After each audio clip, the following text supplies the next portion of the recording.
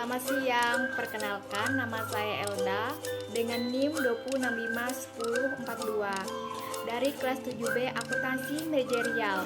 Pada kesempatan kali ini saya akan membahas materi dari mata kuliah Akuntansi Manajemen Lanjutan mengenai kalkulasi biaya berdasarkan aktivitas.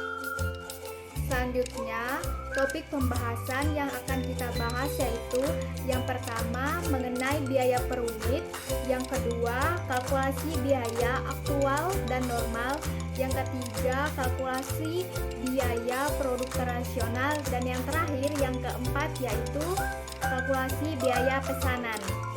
Pembahasan yang pertama, pengertian biaya per unit adalah total biaya yang berkaitan dengan unit yang diproduksi dibagi dengan jumlah unit yang diproduksi. Selanjutnya, manfaat biaya per unit baik bagi perusahaan manufaktur dan perusahaan jasa.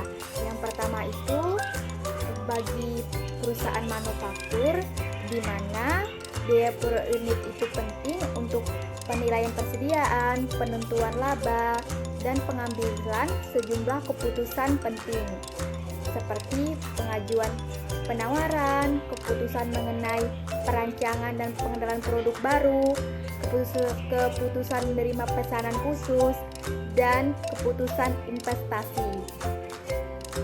Sedangkan manfaat bagi perusahaan jasa, biaya per unit itu yaitu di mana mereka atau sebuah perusahaan itu memerlukan informasi biaya per unit untuk mengidentifikasi nilai dari unit jasa yang akan dihasilkan atau dijual. Contohnya itu seperti bengkel, di mana unit jasanya berupa perbaikan kendaraan.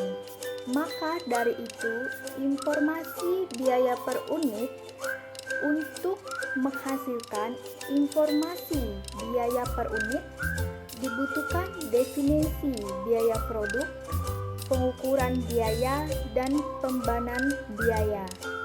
Berikutnya, biaya produksi per unit merupakan penjumlahan dari biaya utama atau prime cost, terdiri dari biaya bahan baku, tenaga kerja, dan overhead. Bagian kedua, kalkulasi biaya aktual dan normal. Pertama, kalkulasi biaya aktual itu sistem biaya aktual menggunakan biaya aktual untuk bahan langsung, tenaga kerja langsung, dan overhead. Karena biaya utama aktual dapat dibebankan dengan menggunakan penelusuran langsung dan dapat dibebankan secara tepat waktu. Poin yang kedua, itu kalkulasi biaya aktual mengharuskan perusahaan untuk menggunakan biaya aktual dari seluruh daya yang digunakan dalam produksi untuk menentukan biaya per unit. Poin yang ketiga itu mengenai kelemahan dalam penggunaan biaya aktual untuk perhitungan biaya per unit adalah overhead produksi, di mana pembebanan biaya overhead aktual menciptakan konflik antara ketepatan waktu dan keakutan. Kemudian, kalkulasi biaya normal adalah sistem kalkulasi biaya yang mengukur biaya overhead atas dasar penentuan terlebih dahulu dan menggunakan biaya aktual untuk bahan langsung dan tenaga kerja langsung. Nah, poin yang keduanya itu mengenai di mana namun biaya overhead dibebankan berdasarkan estimasi yang ditentukan terlebih dahulu.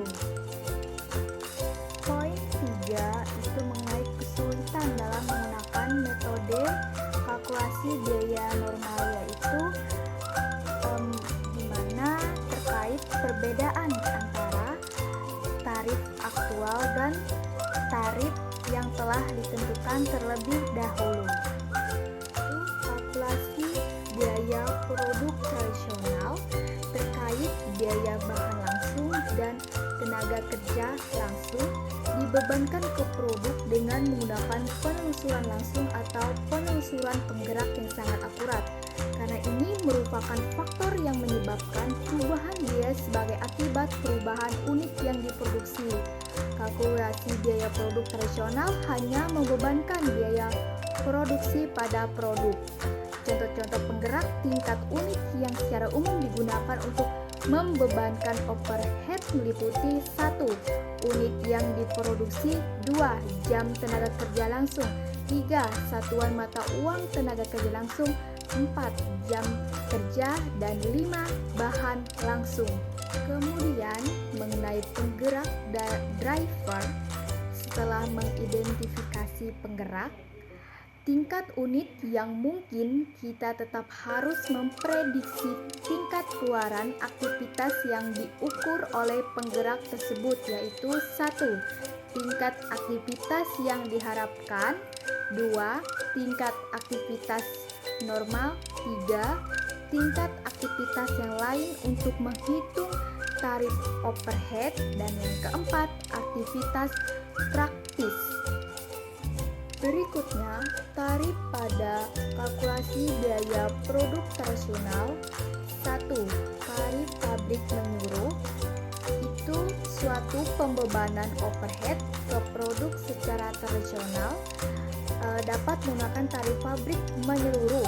Dengan menggunakan tarif ini, biaya overhead pertama sekali diakumulasi dalam kelompok besar pabrik secara menyeluruh. Kedua itu ada tarif departemental, berasumsi bahwa beberapa departemen mungkin lebih intensif overhead dibanding dengan yang lain, sehingga produk yang menghabiskan waktu lebih banyak pada departemen akan dibebankan overhead yang lebih besar dari yang menghabiskan waktu yang lebih sedikit. Yang terakhir, mengenai kalkulasi biaya pesanan. Dalam metode ini, biaya-biaya produksi dikumpulkan untuk pesanan tertentu dan harga pokok produksi persatuan dihitung dengan cara membagi total biaya produksi untuk pesanan tersebut dengan jumlah satuan produk dalam pesanan yang bersangkutan. Kemudian, karakteristik biaya pesanan yaitu pertama, sifat produksinya terputus-putus tergantung pada pesanan yang diterima. Kedua, bentuk produk tergantung dari spesifikasi pemesanan. Ketiga, pengumpulan biaya produksi dilakukan pada kartu biaya pesanan yang memuat rincian masing-masing pesanan. Yang keempat, total biaya produksi dikalkulasi setelah pesanan selesai. Yang kelima, biaya produksi unit dihitung dengan membagi total biaya produksi dengan total unit yang dipesan. Dan yang terakhir, akumulasi biaya umumnya menggunakan biaya normal.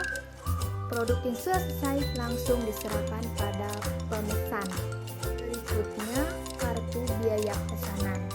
Itu untuk mengumpulkan biaya produksi tiap-tiap pesanan menggunakan kartu harga pokok atau job cost sheet yang merupakan rekening atau buku pembantu bagi rekening kontrol barang dalam proses. Kemudian, menguraikan karakteristik dasar dan arus biaya yang berkaitan dengan proses manufaktur. Dalam proses produksi melibatkan beberapa proses. Terdapat akun barang dalam proses untuk setiap departemen atau proses. 1. Biaya hubungannya dengan pengawasan manajemen, yaitu biaya rekayasa, taksiran unsur biaya yang dibebankan dengan jumlahnya yang paling tepat dan wajar. Selanjutnya, biaya kebijakan, semua unsur biaya yang bervariasi sesuai dengan kebijakan manajer pusat pertanggungjawaban. Dan terakhir, biaya komite, itu biaya yang merupakan konsekuensi komite komitmen yang sebelumnya telah dibuat dan yang tidak dapat dihindarkan. Sekian video presentasi saya. Apabila ada salah kata, mohon maaf. Terima kasih.